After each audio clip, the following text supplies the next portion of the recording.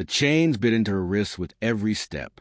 They clinked against each other in a sharp, metallic rhythm, echoing off the panel walls of the military courtroom. Lieutenant Commander Merrick Thorne kept her spine straight, chin level, shoulders squared. Perfect military posture even now, even like this. The once pristine Navy service uniform hung loose on her frame, stripped bare of every ribbon, badge, and insignia. She could have been mistaken for any disgraced sailor brought in to face judgment, except for the way she carried herself, a quiet, unyielding steadiness that made people look twice. America's first female Navy SEAL sniper, and here she was, paraded through the gallery in shackles like a dangerous animal. The crowd's murmur followed her down the aisle to the defense table. She heard the whispers, unhinged, reckless, a failed experiment. Some didn't bother to whisper at all. That's her. Heard, she cracked in the field. Waste of taxpayer money, if you ask me. Thorne didn't look at them, didn't acknowledge them. Her gaze moved slowly across the room, reading every angle like a sniper scanning terrain. Faces, exits, armed guards, the subtle shift of Marines' weight on his heels. Her mind logged it all. Habit, survival. Her attorney rose as she approached. Lieutenant Pax Calloway was sharp but young, too young for a trial like this. His eyes flicked to the thin folder in front of him, then back to her. They denied my request for the unredacted mission files again, he murmured. She sat without breaking her perfect posture. Expected. Without those files, I can't mount a real defense. Then focus on what you can control, Lieutenant, she said, voice calm, measured. We both knew the deck was stacked before we walked in here. The bailiff barked for all to rise. Judge Advocate General Rowan Blackwell entered, his expression carved from granite. He had sent plenty of men and women to the brig, but the extra beat his gaze lingered on Thorne was something colder. Judgment. Even before the first piece of evidence was presented. Be seated, he ordered, placing his papers on the bench with the precision of a man arranging weapons. This court-martial is now in session. The prosecutor, Commander Adlai Westbrook, stood with the confidence of someone certain of victory. Your Honor, this case is about trust.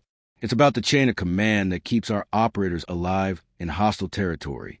The evidence will show that Lieutenant Commander Merrick Thorne abandoned her post, disobeyed direct orders, and compromised a mission critical to national security.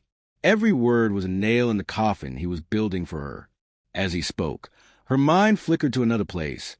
Dust and heat, the weight of a rifle stock pressed into her shoulder. A rocky outcrop in Yemen. Her eye to the scope, steady breath in her lungs. Her spotter's voice, urgent but low. Something in his tone had shifted her aim by a fraction of a degree. She squeezed the trigger. Lieutenant Commander, Judge Blackwell's voice cut through the memory. How do you plead? The chains at her wrist jingled as she stood. Not guilty, Your Honor. A ripple went through the gallery, derision in some faces, disbelief in others. The prosecution's first exhibits were clinical. Satellite imagery of her position, comms recordings of her team leader ordering her to hold that position, followed by her terse acknowledgement and then silence. Captain Quillen Reed, her former commanding officer, testified with the kind of polished authority only a career officer could muster. He called her emotionally unstable, claiming she had been distracted in the days leading up to the operation. In your assessment, Westbrook asked, was she fit for duty? In retrospect, no, Reed replied, when Calloway pressed him on her spotless record. Top of her BUD/S class, highest scores in sniper school, 3 successful deployments. Reed's dismissal was swift. Commander Thorne was a special project. Pressure from above ensured she looked like a success. The implication landed hard. Her achievements were manufactured. Her failures, inevitable. Through it all, Thorne's face was unreadable. But when 2 young officers passed behind her during recess, muttering about why women shouldn't be in BUD/S, she turned her head just enough of them to meet her gaze. No anger, just the cold, assessing look of a predator watching prey. They looked away first. The prosecution's momentum was relentless. Witness after witness painted her as a liability. Blackwell sustained objection after objection whenever Calloway tried to dig deeper. The jury, all men, all senior officers, watched with detached expressions. By the end of the day, it was clear. The verdict was already written in their eyes. That night in the holding cell, Calloway sat across from her, his frustration plain. They're going to find you guilty. I know. You could change your plea. Throw yourself on the mercy of the court. Your record might buy you leniency. I won't plead guilty to something I didn't do. Then tell me what happened. Give me something to work with. Her gaze held his. Steady. What happened is classified above your clearance level. I'm your attorney. Not for this. Silence stretched between them. Finally, she said, Some battles can't be won in a courtroom, Lieutenant. The next morning, the air in the courtroom was thick with inevitability. Calloway rose to begin his defense, leaning hard on her record, her discipline, her sacrifice. The jury's faces didn't change. And then, the doors at the back of the courtroom slammed open. A man stepped through, tall, broad-shouldered, for gleaming stars on his uniform. General Tarek Ryerson. The room stilled, and for the first time since her arrest, Merrick Thorne felt the faintest shift in the balance of power. General Tarek Ryerson's entrance froze the courtroom mid-breath. Even Judge Blackwell's ever-present scowl faltered for a fraction of a second. The general didn't just walk. He advanced, each step deliberate, the kind of movement that told everyone here he was used to being obeyed before he spoke a single word.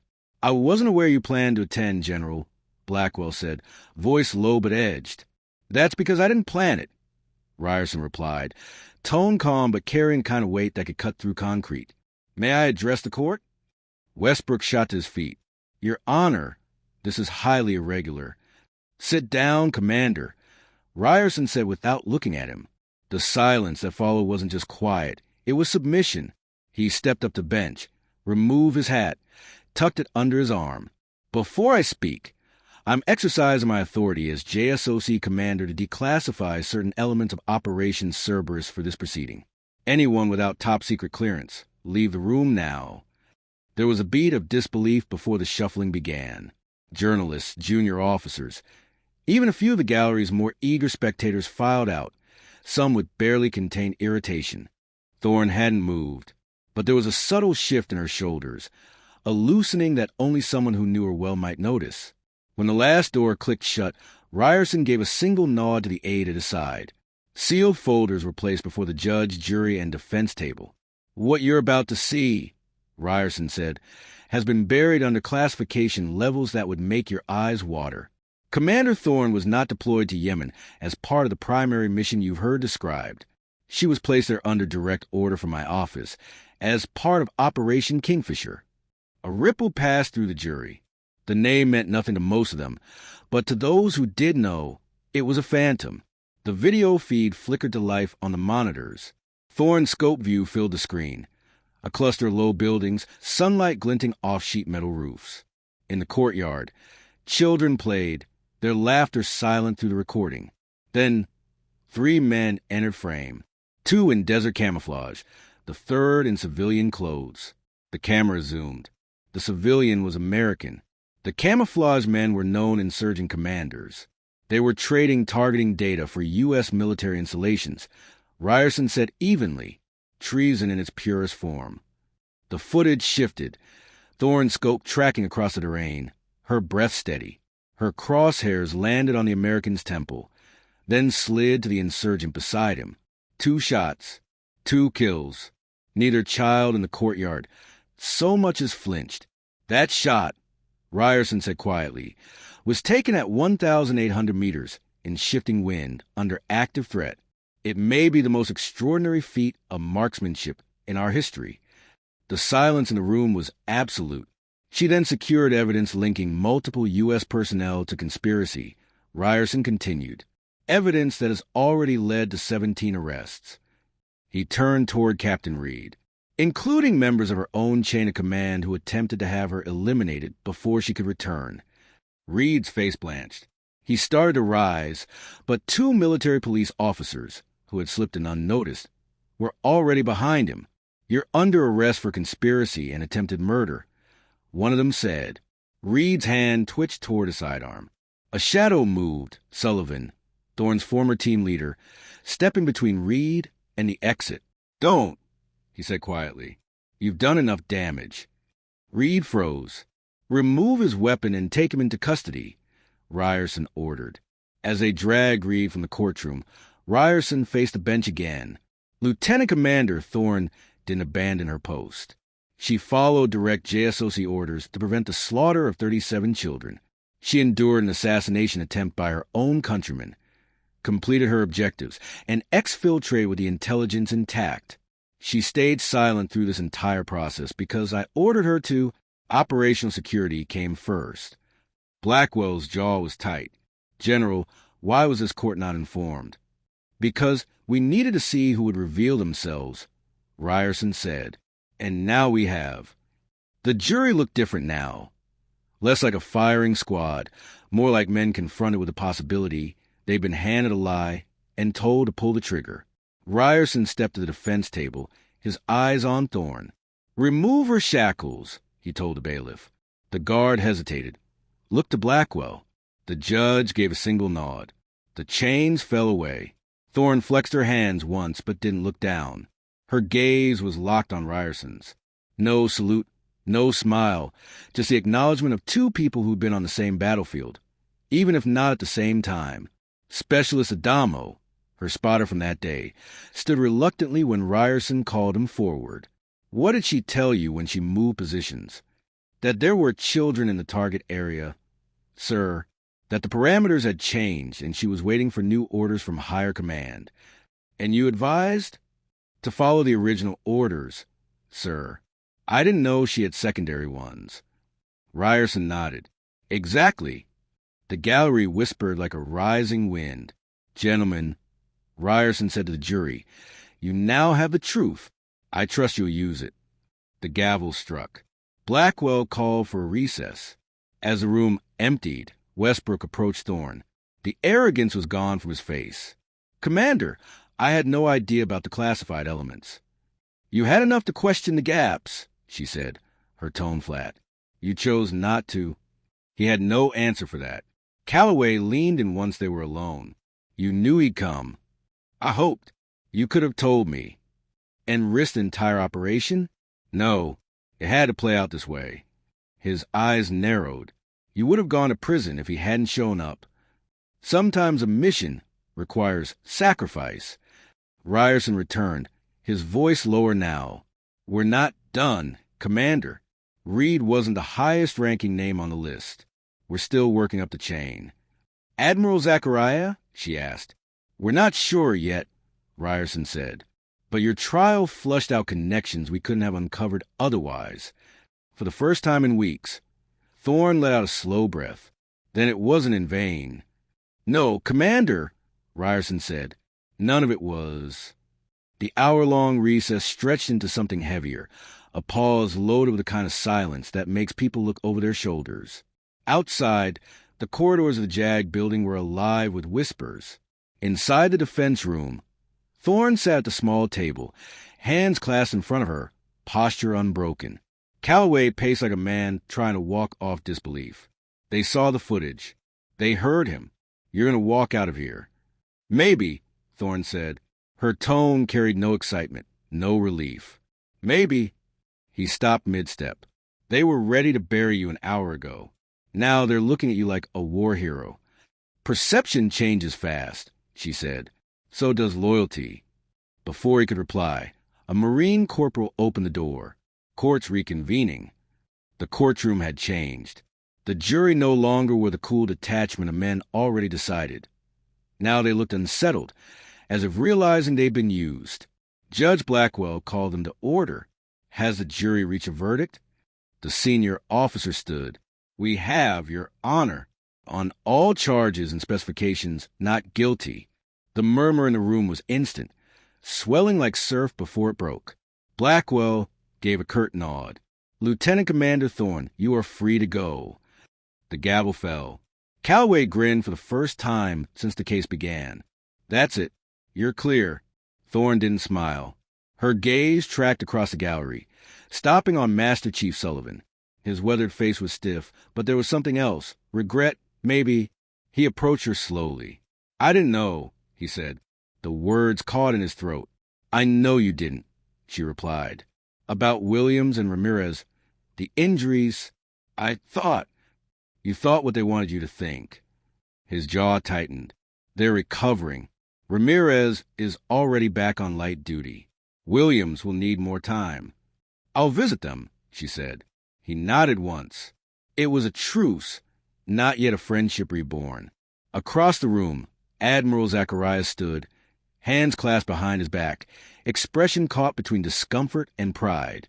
He started toward her, but before he could speak, Ryerson stepped in. Save it, Everett. She doesn't need your apology. The general's voice was low, steel-wrapped, but the service needs accountability. I expect your resignation by morning. Zachariah's jaw worked, but he didn't argue. He turned and left without another word. Ryerson faced Thorne. Walk with me. They moved through the halls, their footsteps echoing. Navy personnel stepped aside instinctively. Outside, the late afternoon sun painted the basin gold. You didn't have to reveal Kingfisher, Thorne said quietly. That compromises other operations. Some things matter more than operational security, Ryerson said. You were willing to go to prison rather than break your orders. That's why I put you in the program in the first place. He studied her for a beat. Your next assignment will be on my desk tomorrow, after some well-earned leave. She hesitated. Permission to speak freely? Granted. What happens to the children from that village? He blinked, surprised by the question. UNICEF has them under care now. They're safe. She nodded once, satisfied. Where will you go on leave? He asked. Her gaze went distant. There's someone I need to visit. The following week, Arlington National Cemetery was quiet, save for the rustle of autumn leaves. Thorne stood before a headstone etched with the name Lieutenant Archer Thorne, USN, her brother. The man who dared her try for BUD/S when the idea of a woman in the SEALs was still a joke in most circles. It's over, Arch, she said softly. They tried to use me like they used you. It didn't work this time. She knelt, palm resting on the cold marble. I made it all the way through. First woman to do it, just like we talked about. Behind her, a voice spoke. He would be proud. She didn't turn. General. At ease, Commander. Ryerson stepped up beside her. They stood in silence for a long moment before he said, The President wants to award you the Navy Cross. Publicly. With respect, sir, no. You deserve recognition. I didn't do it for recognition. Her eyes stayed on her brother's name. Some battles aren't fought for medals. They're fought because someone has to stand on the line. Ryerson was quiet, then said, If not for yourself, accept it for what it represents, for the ones who will come after. She considered it, then gave a small nod. As they walked toward the gates, he asked, Have you thought about my offer? Special operations planning at JSOC? I have, she said, and I think I could do more good in the field. Even after all this? Especially after all this. Someone needs to watch the watchers. He studied her for a beat. Very well. I'll have orders cut. They reached the gates, and Ryerson's tone shifted. What you experience, betrayal, isolation, it would break most operators. With respect, sir, she said, most operators haven't spent their careers being told they don't belong. After that, betrayal is almost expected. Ryerson's expression hardened. That changes on my watch. Yes, sir. She saluted crisply. As she walked away, he pulled out his phone. It's Ryerson. She's in. Prepare the briefing materials for Kingfisher, Phase 2. The office they gave her at Naval Special Warfare Command was plain. Too plain for someone whose trial had just rattled the corridors of military power. Bare walls, a steel desk, a single chair. The only personal touch sat in the corner. A small shadow box containing her newly awarded Navy Cross and a sun-faded photo of two siblings in uniform. Her brother's arm slung over her shoulder, both of them squinting into a desert sun. The medal had been presented 3 days ago in a quiet, closed ceremony. No speeches, no press. Ryerson had been true to his word. If she had to accept it, she would accept it on her terms. Still, the weight of it felt strange. It wasn't a trophy. It was a reminder. A knock sounded on the doorframe. Commander Thorne? She turned. Admiral Lancaster stepped inside, his weathered face and steady eyes telling her this was a man used to command without theatrics. Settling in? Yes, sir, she said, rising to attention. At ease, he said with a wave. Not every day we get a JSOC liaison with your background. His gaze drifted to the shadow box. Your brother? Yes, sir. Lieutenant Archer Thorne. Training accident at Dam Neck 5 years ago. I remember, Lancaster said quietly. Hell of a loss. She inclined her head in acknowledgement, offering nothing more. He didn't press. One more thing. There's an ensign who's been trying to get on your calendar. Determined kid. Name's Ravenna Kovic. Thank you, sir. I'll see her. When he left, she checked her schedule and sent word to her aide, 1600 my office. At precisely 4 o'clock, there was a knock. Enter, Thorne called. Ensign Kovic stepped in, rigid with nervous energy. Her uniform was immaculate, her posture sharp enough to cut glass. Ensign, Thorne said, gesturing toward the chair opposite her desk. Sit before you strain something. Yes, ma'am. Kovic sat, hands clasped on her lap. I'm told you want to talk about BUD/S. Yes, ma'am. Kovic caught herself hesitating. They say no woman has ever. They say it's impossible, Thorne finished for her. Kovic nodded. Yes, ma'am. Thorne studied her for a long moment. Tell me why you want this. And don't give me the recruitment poster speech. I want the truth. Kovic faltered, then dropped her gaze for half a breath. When she looked back up, her voice was quieter. My father was a SEAL, Team 6. He died in Afghanistan when I was 12. He used to tell me there was nothing I couldn't do if I worked harder than everyone else. When I heard about you, I realized he was right. Thorne's eyes flicked briefly to the Navy Cross in the shadow box, then back to the ensign. BUD/S has a 70 to 80% attrition rate for men. The odds aren't in your favor. With respect, ma'am, the odds weren't in yours either. A faint curve touched the corner of Thorne's mouth. Fair point.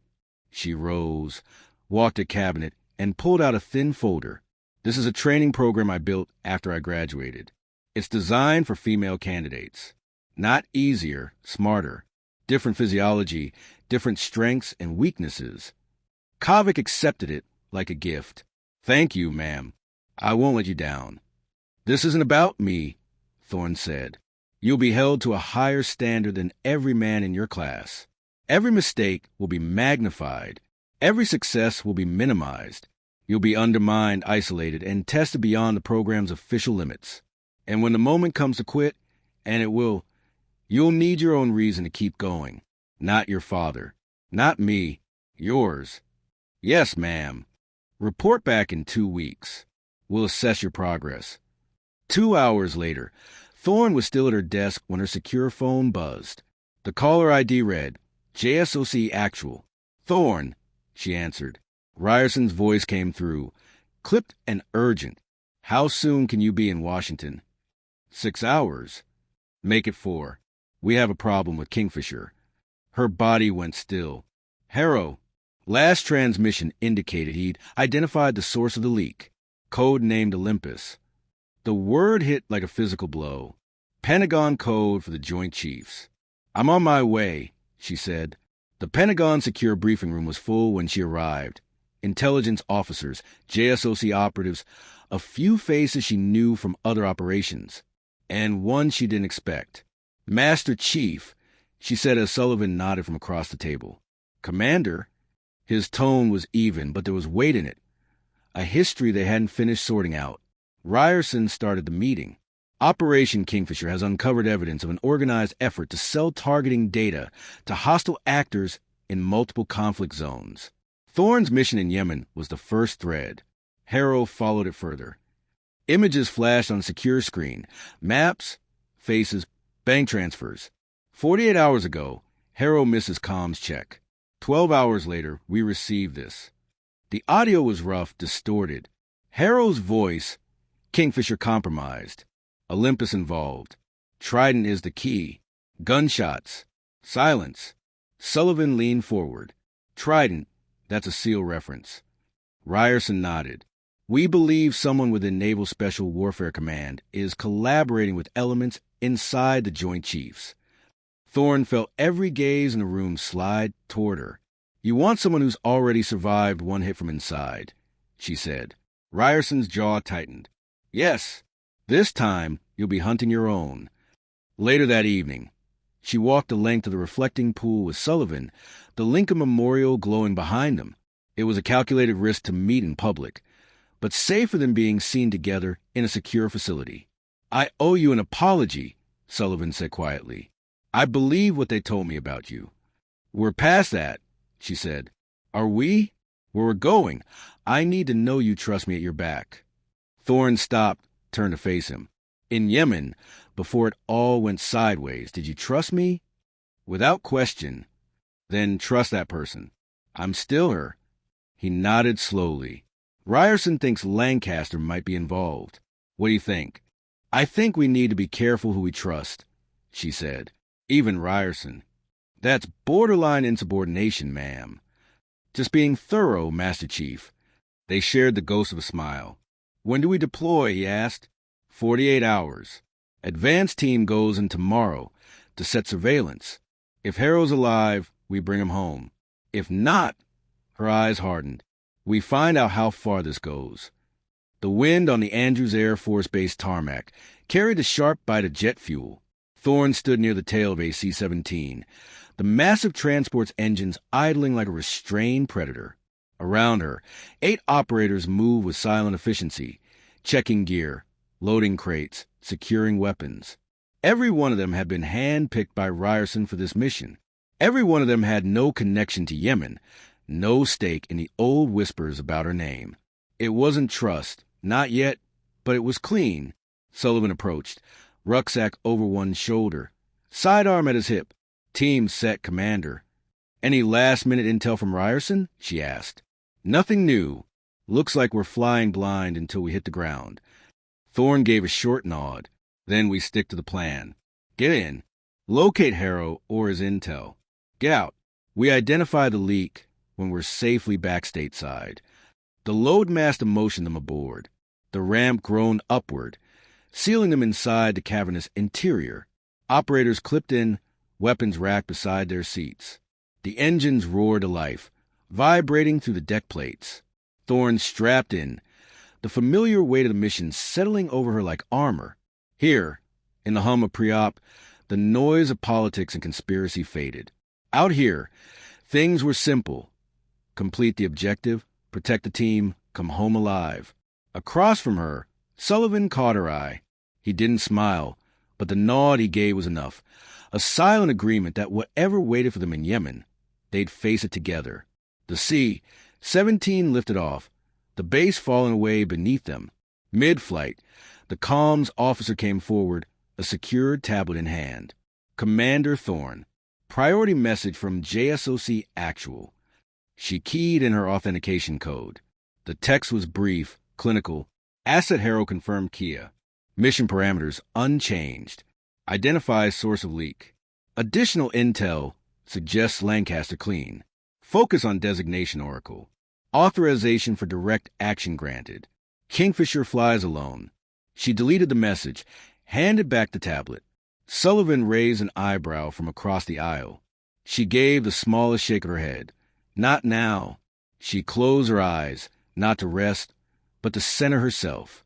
In her mind, she could hear her brother's voice, the words they drilled into every SEAL. The only easy day was yesterday. 2 days later, their boots hit the dust of Yemen under a moonless sky. The air was thick with the scent of dry earth and old fires. The forward element had secured a perimeter around a crumbling safe house on the outskirts of Al-Mawid. Inside, the air was cooler, but carried a different heaviness, the stillness of a place that had seen violence. Nothing of Harrow, one of the advanced operators reported. But we found this. He held up a weather-beaten sat phone, its casing scarred by shrapnel. Thorne took it, turning it over in her hands. Can we recover anything? Working on it, the comms tech said, already unpacking his kit. Sullivan swept a flashlight beam across the room. Blood darkened the corner near an overturned chair. 2 people. One bled out here. The other walked away. Harrow. Sullivan shook his head. Too small footprint. Could be local. The tech's voice cut through the stillness. Got something. Fragment of message queued but unsent. Thorne stepped closer as the distorted text scrolled across the cracked screen.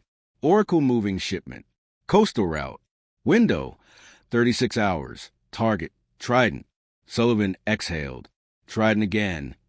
She looked at the message, her mind working through the possibilities. Trident could mean a SEAL team, a piece of naval infrastructure, or even a weapons platform. The ambiguity was deliberate. Someone wanted to stay hidden until it was too late to stop them. She straightened. We move now. Get eyes on the coast before they do. They reached the shoreline before dawn. The inlet was quiet, the water a sheet of black glass broken only by the slow roll of waves. Thermal scans picking up movement near the far dock. One of the operators whispered into comms. Looks like cargo being loaded. Thorne crouched beside him. Binoculars pressed to her eyes. A handful of figures moved under the dim spill of a generator-powered lamp. One of them, broad shoulders, officer's posture, carried himself like someone used to giving orders, not taking them. She zoomed in. Recognition tightened in her chest. It was a face from Norfolk. She lowered the binoculars. We've got a U.S. Navy officer on site. Rank unknown. Sullivan. Circle wide.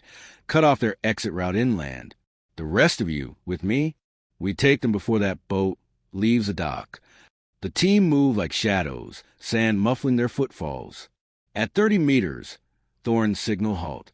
The muffled thud of cargo hitting deck was followed by the creak of ropes being untied. They were seconds from departure. She raised her rifle, sighting on the officer. U.S. Navy. Drop your weapon and step away from the vessel. The figures froze. Then chaos. 2 men bolted for the gangplank.